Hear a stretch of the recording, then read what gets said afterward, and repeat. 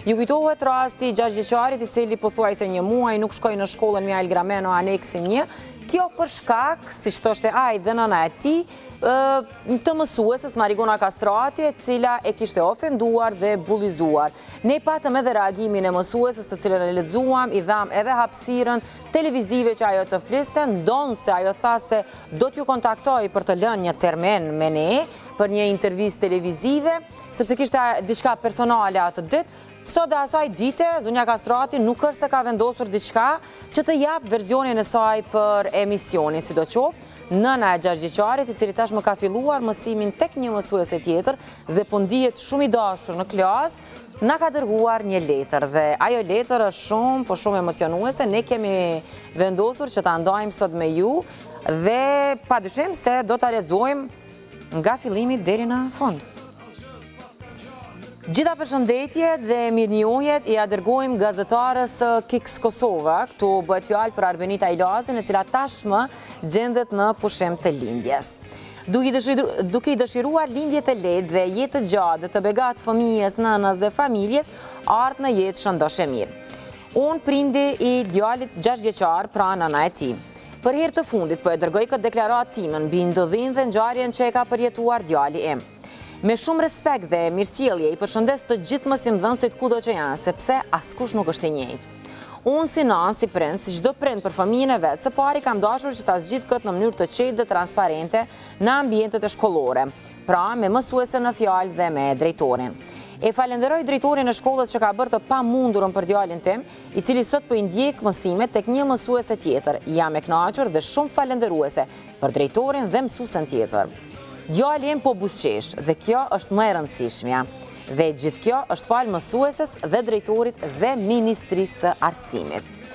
Ju falenderoj juve dhe të gjithë për përkrajen dhe që e keni trajtuar të gjithë këtë në mënyrën e duhur. Thjesht i falenderoj të gjithë psikologët e shkollës, asistentën e djalit tim, e cila ka qëndruar 1-2 ditë me djalin tim. Janë të dëshmuar dhe të faktuara që djali im nuk është as agresiv dhe nuk bën sjellje të pahishme në shkollë. Tani jam më se e gëzuar që po e don mësuesja tjetër dhe nxënësit për rreth klasës dhe jashtë saj. Për mua kjo është e rëndësishme. Tjetra, unë nuk kam marrëdhënie as konflikt me asnjë prind në atë klasë ku ka qenë djali im. As nuk kam dashur ta kem përkrajen e tyre e as të flasin keq për mësuesen. Ata janë prind sikurse ne, sikurse unë. Nuk ka rëndësi se kush kë e përkra, me rëndësi gjithmonë triumfon e vërteta. Unë si nën, si çdo nën, kam reaguar për rëndësinë emocionale të fëmijës tim, duke mos e lejuar askënd ta përjetoj traumën e fëmijës tim. Unë jam një nën dhe asnjëherë nuk do të doja që fëmija im të përdorte fjalor banal, siç është pretenduar, cila nën do ta donte këtë gjë. Unë kam qenë e hapur vazhdimisht që ta qetësojmë këtë në tërësi, duke arritur bashkëpunim, duke i shtrënguar duart njëra tjetrës. Ajo ka gabuar dhe unë kam reaguar ndaj gabimit. Kam qenë e gatshme t'ia fal çdo gabim, duke më kërkuar të falur dhe që gjithçka të filloj me një rrugtim të ri. Nuk ka dashur, thot nëna. Ne si prind nuk kemi dashur që ta njollosim as prishim imazhin e asnjë personi, as më paktën një mësuese. Kur kam parë parregullsi, kam reaguar për ta mbrojtur djalin tim që këtë do ta bënte çdo prind. Imazhi nuk prishet nga askush, përderisa vetveteu e prish imazhin vetë me vepra dhe me fakte. E shtinë thojza këtë si një citat duket nëna e 6 vjeçare, por e falenderoj drejtorin sërish e gjithë ata që më kanë ndihmuar, edhe mësuesen tjetër që po i fal dashni djalit tim dhe gjithë aty brenda klasës. Jam shumë mirënjohëse dhe falenderuese për secilin nga ta. Gjithashtu i kërkoj ndjesë familjes së mësueses për gjithë këtë ndodhi. Besoj që do të arrin të më kuptojnë si ta qesin në veten e tyre. Çka nëse do i ndodhte familjes së tyre? I kërkoj ndjesë familjes së saj. Dhe unë si prind, nën, jam e gatshme që t'ia fal të gjitha për hir të fëmijës tim dhe familjes së saj, edhe pse ma ka lënë djalin 1 muaj pa shkollë. Unë nuk kam më çfarë të shpreh më tutje, mendimin e juaj të gjithëve dhe ministrisë, drejtorit të shkollës dhe psikologëve dhe mësuesës që mund ta faktojnë të gjithë që djali im as nuk është arrogant dhe as nuk është agresiv që do t'i pengonte fëmijëve të tjerë. Jam e gatshme t'i merrni në pyetje të gjithë që djali im a është duke bërë sjellje jo të duara tash tek një tjetër mësuese. Jam e lumtur e qetë që derisa të vjen fëmija im në shtëpi e di që e kam rehat tek mësuesja tjetër. Faleminderit të gjithëve për përkrajen dhe zgjidhjen që ja kanë ofruar djalit tim. Respekt për çdo mësues, mjek, polic e media e çdo kënd që mban titull të punës.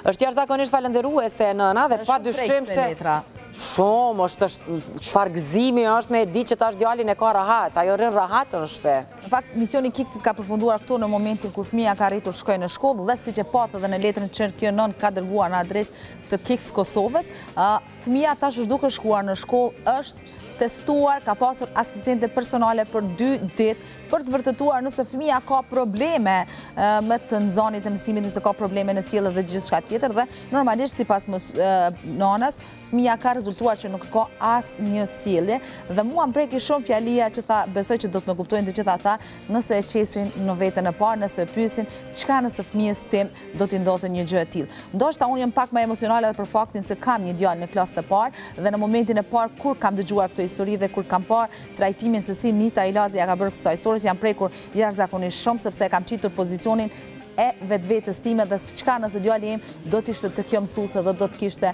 një sjellje të tillë që fëmia do të refuzonte të shkonte në shkollë. E kemi thënë në 2 epizodat e kaluara, po e ripërsërisht. Është një fëmijë 6 vjeçar, një libër pothuajse i pashkruar, një fëmijë i cili është ende duke ecur drejt hapave dhe ndërtimit personalitetit e tij dhe të ballafaqohet me një mësuese dhe me një klasë që nuk e duan, kjo është gjëja më e keqe që mund t'i ndodhë secilit fëmijë në këtë planet dhe secilit prend po besoj. E vërtet, dhe thënë të drejtën ne kemi diskutuar edhe në epizodat e tjera që fatkeqësisht, këtu nuk po flasim me emra dhe mbi emra të përveçëm për mësuesit, anë mbar Kosovës, nuk e di se si qëndron bota në këtë raport, por që ne e dim që mësuesit edhe bëjnë dallime këtu në shkollat tona dhe gjithmonë kemi qenë prezent ose edhe të prekur vetë nga mësues, arsimtar, profesor, të cilët kanë bërë dallime mes fëmijëve, mes studentëve. Dhe kjo është gjëja më e keqe që mund t'i ndodhë, sepse ti asnjë fëmijë nuk e ki të njëjtë brenda klasës. 20, 40, 50 veta nëse i ki në klasë, asnjë prej tyre nuk është karakteri i njëjtë dhe kjo është e veçanta, kjo është e bukura, sepse nuk mund të jenë të gjithë të njëjtë. E aq më pak kur janë 6 vjeçar dhe është klasa e parë, por që ne kemi zonjën Kastrati e cila pa marrë parasysh që nuk ka gjetur kohë të vije në Kiks Kosova dhe ose këtu në studio, ose të flas tek obori shkollës, ose tek shtëpia vet, ose në një ambient krejt neutral, ajo e ka ripërsëritur kërkesën e saj përmes zyrës së avokatit që ne t'i kërkojmë falje dhe t'i largojmë sipas saj artikujt e kontestuar. Absolutisht nuk ka artikujt e kontestuar. I kërku falje që kemi arrit një fëmijë me kthyn bankat shkollore dhe me dash fëmia klasit, me dash mësimin. Dhe që kemi arrit që ai fëmijë sot të jetë i dashur mes nxënësve të tjerë. Hej, imagjinoje. Në fakt, është nuk po mbuhet zemra mal që më në fund nana është e kënaqshme dhe e dëgjuat letrën, tha unë s'kom prit as për krahjen e as me fol keq për mësuesen prind të tjerë. Inshallah nuk ju ndodh atyne, e vërtet pra, inshallah nuk i ndodh kërkujna.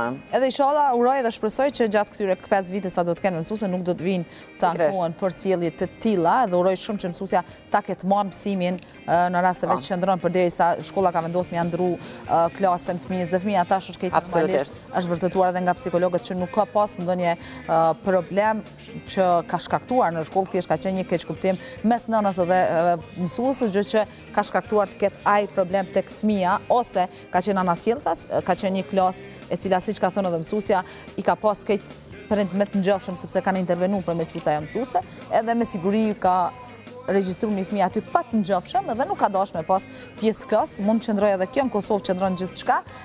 2 herë gjatë kësaj javës pas transmetimit të episodit së parë, ne i kemi dhënë mundësi Marigona Kastratit që të japë versionin e saj, me që është ankuar që ka thënë që nuk më është dhënë mundësia për të sqaruar. Ne kemi telefonuar 2 herë, kemi dërguar SMS dhe siç e tha edhe Eriona, ka qenë avokati i saj i cili në një bombardim akuzash na ka dërguar edhe një herë këtë kërkesën për të bërë reagim dhe për t'i kërkuar falje. Normalisht ne nuk do ta lexojmë për shkak se e kemi lexuar në episodin e kaluar. Këtë çka neve na intereson. Thjesht nuk kemi arsye për të kërkuar falje, pra. Këtë çka neve na intereson, kemi përndjekur të gjitha procedurat ligjore dhe gjithçka tjetër vetëm që fëmia të shkojë në shkollë dhe ne jemi të lumtur dhe këtu themi që e kemi kryer misionin e gazetarit, që është misioni i shajt për të ndihmuar ata që s'kan zë dhe kanë nevojë.